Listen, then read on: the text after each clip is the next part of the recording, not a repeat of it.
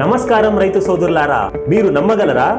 వరి పంటలో జరిగే అధిక నష్టం ప్రధాన పొలంలో కాదు, పంట కాలంలో మొదటి 15 నుంచి 20 రోజుల్లోనే ఎక్కువగా పురుగులు, తెగుళ్లు, ఇతర చీడపీడలు ఈ నారు దశలోనే సోకుతాయి. కనుక ఈ దశలో పంట నిర్వహణ చాలా కీలకం. కానీ ఆశ్చర్యకరమైన విషయం ఏంటంటే, కొన్ని మెళకువలను చాలా మంది ప్రగతిశీల రైతులు, చివరికి అనుభవజ్ఞులైన వ్యవసాయ నిపుణులు కూడా తరచు గమనించకుండా వదిలేస్తుంటారు. నేను doctor Gangadhar, crop advisory Kisan Wala. వ్యవసాయ పరిశోధన మరియు క్షేత్ర అనుభవంతో ఈ రోజు వరి నారు నాటే ముందు తప్పక గుర్తు పెట్టుకోవాల్సిన మెలకువలతో మీ ముందుకి వచ్చాను. విత్తన శుద్ధి సమయంలో ముందుగా తెగుళ్ళు మందు, తరువాత పురుగు మందు, చివరికి మొక్క పెరుగుదల మందు, ఈ క్రమాన్ని పాటించాలి.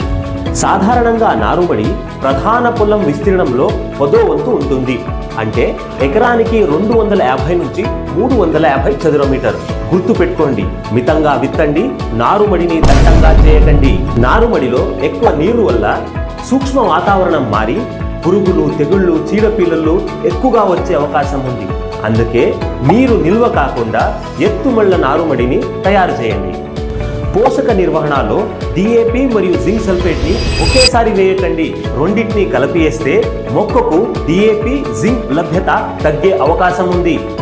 ఈ నారు దశలోనే తెగుళ్ళు, పురుగులు రాకముందే నివారణ పిచికారీలాగా ట్రైసైక్లోజాల్ మరియు థైమిథాక్సామ్ ని పిచికారీ చేస్తే వాటిని ప్రారంభ దశలోనే నిర్మూలించవచ్చు.